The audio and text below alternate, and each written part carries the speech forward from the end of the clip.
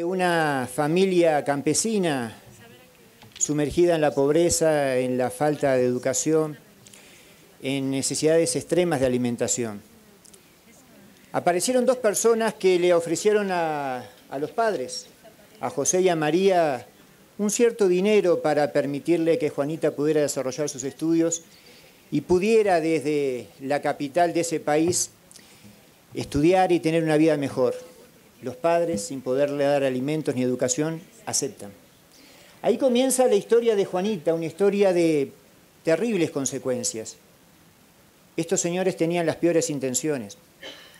Estos señores viajaron con Juanita recorriendo su calvario, sumergiéndola a la prostitución y a los vejámenes más increíbles que ustedes se pueden imaginar por toda América del Sur. Atravesaron Centroamérica y a través de la frontera con Guatemala y México cargaron con la esperanza de un sueño americano para ella, otro engaño más, el tren La Bestia, llegando a Tijuana y pasando al continente norteamericano, a Estados Unidos, donde ahí fue lo peor que le tocó vivir. Esta banda de criminales no había agotado sus intereses, su finalidad. A esa máquina humana, a esa máquina física, todavía le quedaba jugo para sacar. La llevaron a España, y en España un operativo, después de 4 largos años y de incomunicación con su familia, rescatan a Juanita. Juanita rehace su vida. Tuvo una niña y a los 3 años de edad pudo lograr una nueva comunicación con su papá y su mamá. Imagínense la emoción. Juanita había salido de ese calvario y se recuperaba y hacía una vida nueva en España. Y había mandado con el entusiasmo de toda hija, de toda madre, a su madre, a la abuela de su hija, un dinero para que viajaran sus padres a España.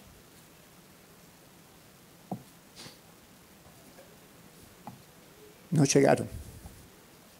Sus padres nunca pudieron llegar. Juanita murió, víctima de los enormes flagelos físicos que había sufrido en esa tortura. Y estamos en una guerra sin cuartel. Y Juanitas, mientras que yo estoy hablando, se están multiplicando por 7. Cada minuto de mis palabras, de mi alocución, son 7 Juanitas que integran al mercado de la trata. En el minuto que yo estoy hablando, en estos 30 segundos que están corriendo, 60 segundos, un minuto, 159.000 víctimas de la trata están sufriendo en estos momentos explotación, violación, golpizas, flagelos de todo tipo, en una lucha desigual. Saquemos cuenta si cada víctima de la trata reporta 150.000 millones de dólares a las mafias criminales que operan. Con un ejército, si tenemos 30 millones de víctimas de trata, multipliquemos un mínimo de 4 operadores que están en ese entorno, estamos hablando de alrededor de 200 millones, un ejército increíble a nivel mundial que lucha no para construir vida, sino para destruir vidas en el peor flagelo de la humanidad. Y acá estamos nosotros, hablando. Y acá estamos nosotros haciendo lo que hay que hacer. Y acá estamos muchas personas como ustedes comprometidos con legislar. Y quiero decirte, Rosy, que ojalá nosotros en Uruguay, un país que se pondera, que dice ser primero en su indicador en democracia, primero en su indicador de bienestar social, primero en su indicador en el reparto de la riqueza, en mi país Uruguay somos país destino, tránsito y destino de la trata. Tu legislación, Rosy, es modelo a nivel mundial. Ojalá en Uruguay tuviéramos una legislación tan avanzada como la tuya. La Ley General de Trata, que tú fuiste la mamá de esa ley, Rosy, ha sido ejemplo mundial, aunque muchos no lo digan. Y ojalá esa ley, además de ser un buen ejemplo, Rosy, de corazón te lo digo, hubiera sido aplicable. Es en los países del mundo la corrupción, el ceder ante el poder económico, el otro flagelo contra el que hay que luchar. Y yo los miro a ustedes y digo, está bueno esto de la red global. ¿Saben por qué? Y aquí miro al Monseñor, y está por ahí Reza Yassaf, entre otros. Nosotros tenemos las tres principales armas. Permiso. Las tres. Tenemos por un lado,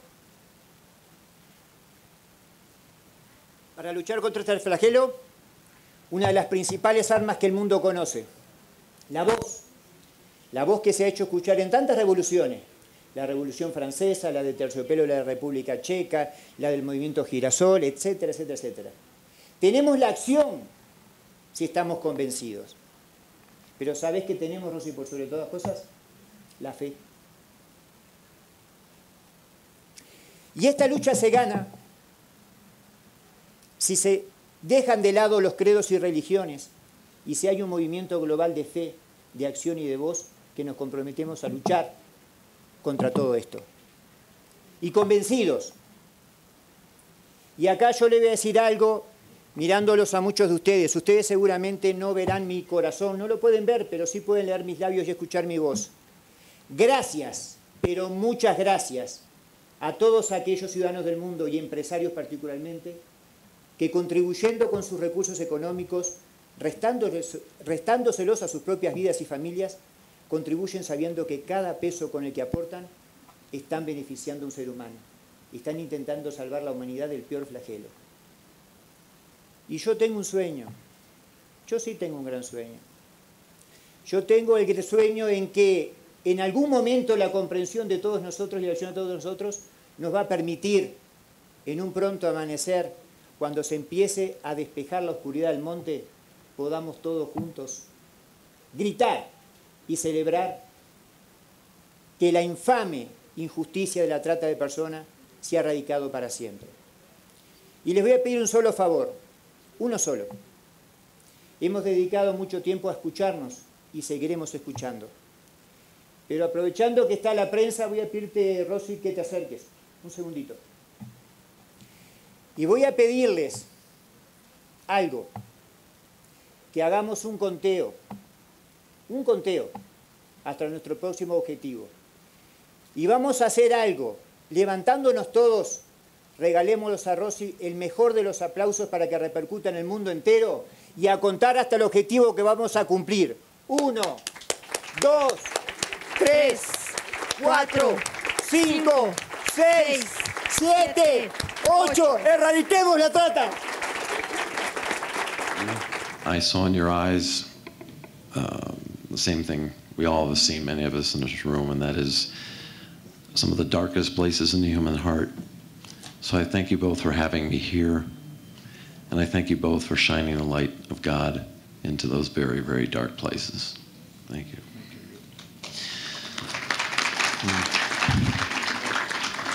When I give this seminar to law enforcement professionals in the United States of America, it takes about 4 hours. So I'll cut that in half.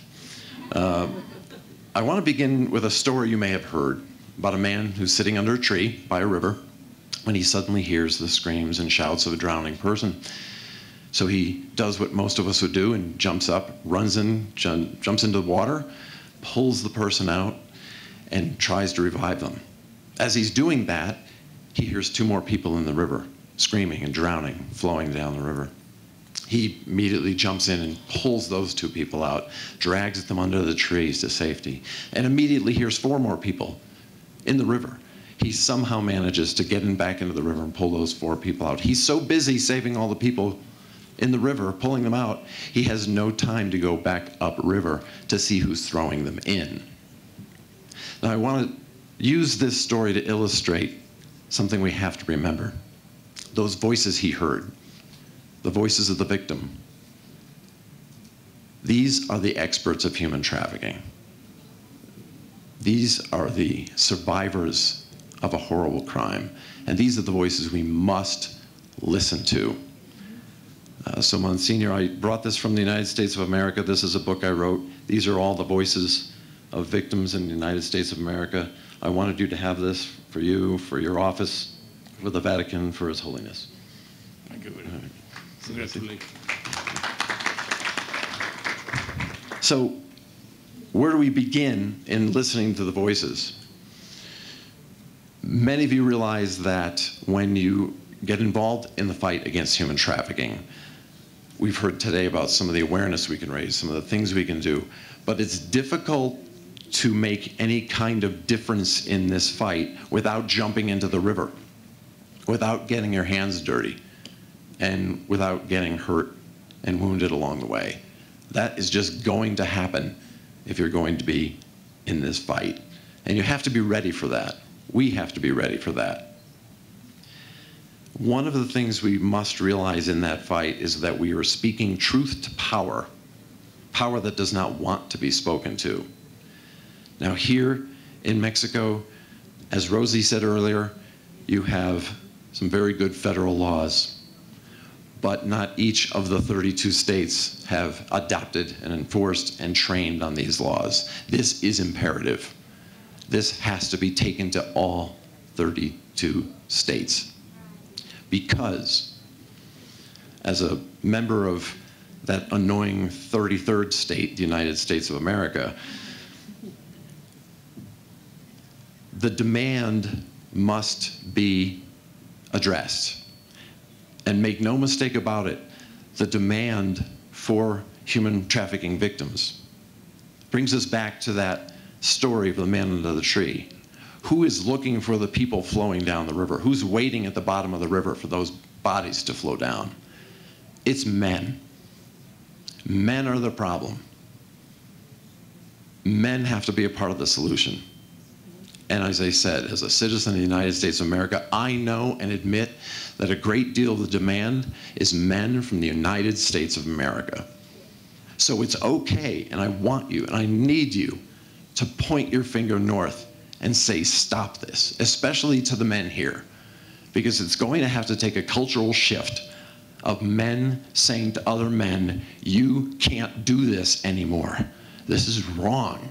To buy a young girl, to buy a young boy, to buy anyone for any reason, to give money to somebody else to enslave someone.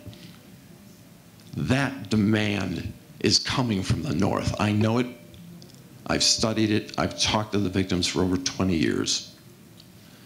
So I implore you, beg you,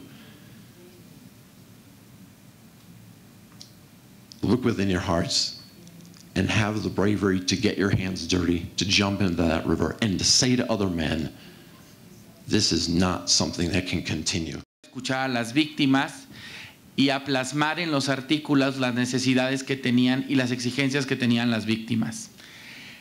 Los derechos en México para las víctimas se venían luchando desde el 1994 y básicamente el único reconocimiento que se tuvo fue para una reparación del daño que desafortunadamente hoy en día a veces nada más se llega por aquello que daña emocionalmente, no más allá de terapias psicológicas desafortunadamente, ¿verdad? Pero la ley ha ido mucho más y ha buscado que las víctimas puedan ser reinsertadas en la sociedad a través de procesos dignos, a través de capacitaciones y a través de proveerles un trabajo que les permita el desarrollo con oportunidades dentro de la sociedad.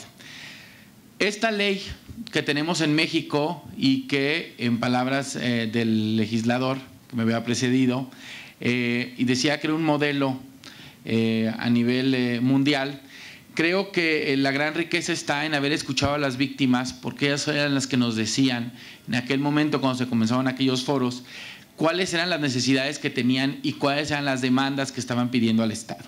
Dentro de ellas encontramos, por ejemplo, la necesidad de brindarles un alojamiento adecuado, las atenciones médicas de calidad, darles oportunidades para el empleo, para la capacitación, pero principalmente reinsertarlas dentro de un proceso educativo. También pareciera algo obvio, pero se tuvo que poner en la ley el que tuvieran un trato humanitario y digno, así como un acceso igualitario a la justicia por parte de las autoridades. Estar presentes dentro del proceso, pero en salas distintas a las personas que los habían anteriormente agredido.